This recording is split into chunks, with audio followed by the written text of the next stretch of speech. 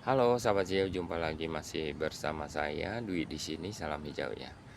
Pada kesempatan kali ini kita akan berbagi tips bagaimana cara menanam anggur dan perawatan anggur agar tumbuh subur dan menghasilkan buah maksimal. Langkah-langkahnya apa saja? Oke, sahabat hijau. Yang pertama yaitu media tanam. Media tanam yang baik sangat mempengaruhi pertumbuhan tanaman karena menyediakan kondisi optimal bagi akar untuk menyerap air, nutrisi, dan oksigen. Media yang kaya akan unsur hara dapat meningkatkan pertumbuhan tanaman dengan memastikan ketersediaan nutrisi. Selain itu, media yang memiliki drainase dan aerase yang baik ya mencegah penumpukan air yang dapat menyebabkan busuk akar dan memberikan oksigen yang cukup untuk respirasi akar yang esensial bagi kesehatan tanaman. Contoh ini sahabat hijau, di sini ada banyak lubang pembuangan. Saya jelaskan sahabat hijau kenapa di sini drainasenya bagus. Yang di bawahnya itu kita tumpukan arang kurang lebih hampir 10 cm di dasaran. Kemudian itu posisinya miring. Jadi kalau kita siram, itu airnya akan keluar di sini. Ketersediaan media tanam dapat ditingkatkan dengan penambahan mikroba baik seperti bakteri jamur yang menguntungkan. Contohnya seperti Trichoderma, ya itu biasa 1 bulan 1 kali kita aplikasikan. Kadang-kadang asam humat juga, kadang-kadang kita fermentasi lagi menggunakan E4, yaitu bakteri Ascomycetes sp. Oke, sahabat hijau, mikroba ini itu berperan penting dalam mendukung pertumbuhan tanaman dengan membantu proses dekomposisi bahan organik, yaitu meningkatkan ketersediaan nutrisi serta melindungi tanaman dari patogen berbahaya. Dengan adanya mikroba baik, ya, media tanam menjadi lebih seimbang dan mampu memproteksi tanaman dari serangan penyakit, sehingga menciptakan lingkungan yang mendukung tanaman sehat dan kuat. Buah selanjutnya yaitu bibit ya sahabat hijau ya.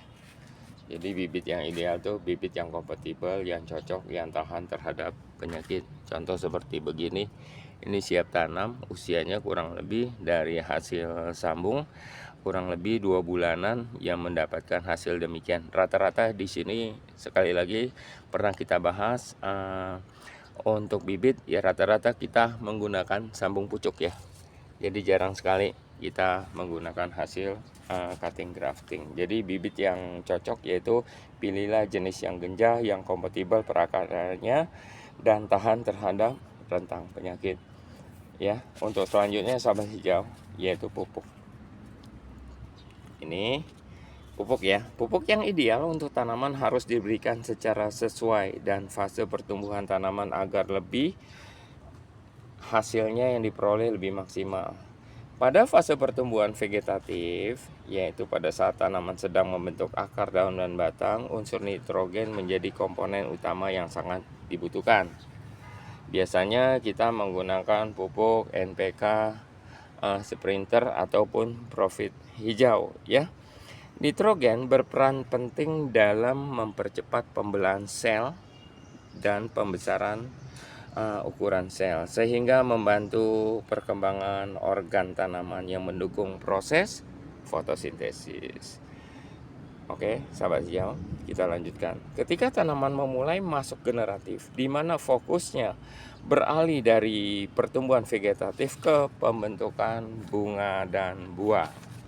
Ya, kebutuhan nutrisi itu juga berubah sahabat hijau. Jadi pada untuk tahap ini sahabat hijau, pupuk yang kita gunakan yaitu yang lebih dominan unsur fosfor dan kalium atau P dan K menjadi unsur utama yang dibutuhkan. Kalau ini yang kita aplikasikan sekarang ini penjagaan nutrisi buah agar tidak mudah rontok ya, kemudian agar lebih bagus. Fosfor yang berperan dalam pembentukan dan pengembangan bunga serta memperkuat akar akan merangsang pertumbuhan akar yang baru, apalagi dibarengin dengan stres air. Sedangkan kalium itu membantu meningkatkan kualitas buah seperti rasa, warna, dan ketahanan terhadap penyakit.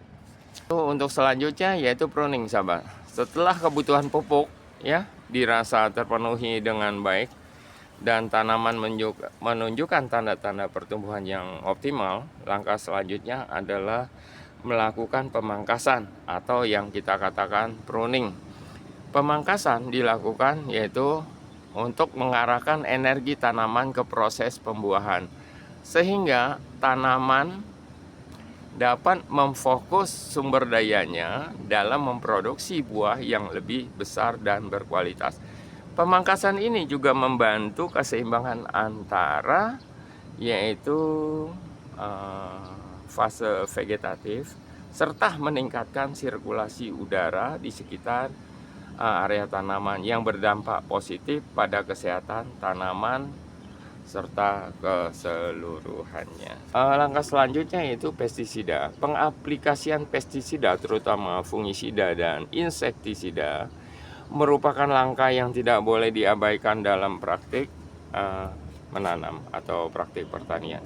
Fungisida itu berperan dan mencegah dan mengendalikan serangan jamur yang dapat merusak tanaman, apalagi di saat sekarang kadang-kadang momen hujan itu sangat dibutuhkan sekali untuk fungisida, yaitu untuk menghadapi serangan jamur yang dapat merusak tanaman, serta insektisida yaitu berfungsi untuk mengendalikan populasi hama yang mengganggu pertumbuhan dan hasil panen. Dengan pengolahan yang tepat, penggunaan pestisida ini akan menjaga kualitas tanaman serta produktivitas yang signifikan. Oke, sahabat hijau, buat selanjutnya saya infokan sedikit sahabat hijau, yaitu treatment tepat ini sahabat hijau. Contoh ya, di saat momen sekarang itu pupuk baru boleh masuk. Ini kita kasihkan KNO3 putih unsur K yang tinggi ya. Kemudian untuk pencegahan buah. Nah ini sahabat hijau, jadi ada 13 cabang tersier. Satu cabang kadang-kadang membawa 2 seperti begini sahabat hijau. Lumayan ya. Kemudian cabang yang kedua juga membawa 2 walaupun kecil karena sesuai dengan kondisi batangnya, hanya sebesar lidi.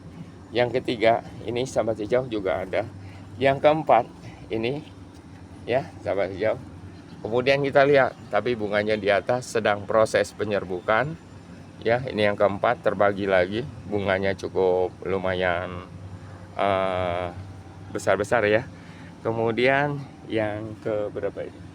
Yang kelima, ini sahabat hijau. Tuh, batangnya terbagi 2, dia pecah tapi membawa bunga. Ini ada 3 dompol. Yang ke-6 kalau nggak salah ini sahabat hijau, bunganya lumayan ideal, ada 2 juga. 2 apa 3 ya. Kemudian yang ke-7 sahabat hijau, itu lumayan. Yang ke-7 tuh sahabat hijau ya. Yang ke-8 sahabat hijau. Yang ke-9 ini sahabat hijau, jelas ya. Ini yang ke-10 kalau nggak salah, yang ke-10 atau yang ke-9 ini membawa cukup besar, beri yang cukup besar. Telah terjadi polinasi setelah penyerbukan, dan ini tidak mudah untuk rontok sisa serbuknya ya. Kemudian yang ke-10 ini sahabat hijau membawa 2 lagi ya, terbagi. Kemudian yang ke-11 itu lari ke samping, yang 12 yang ini, yang 13 yang ini. Oke, itulah sahabat hijau. Jadi bila mana rangkaian tadi yang kita infokan itu telah tepat, mungkin hasilnya akan lebih bagus. Oke, demikianlah sahabat hijau kurang lebih hasil ulasan kali ini. Semoga tutorial ini bermanfaat bagi sahabat hijau ya. Kalau suka silakan like, tidak suka dislike, dan kita ketemu lagi di video selanjutnya.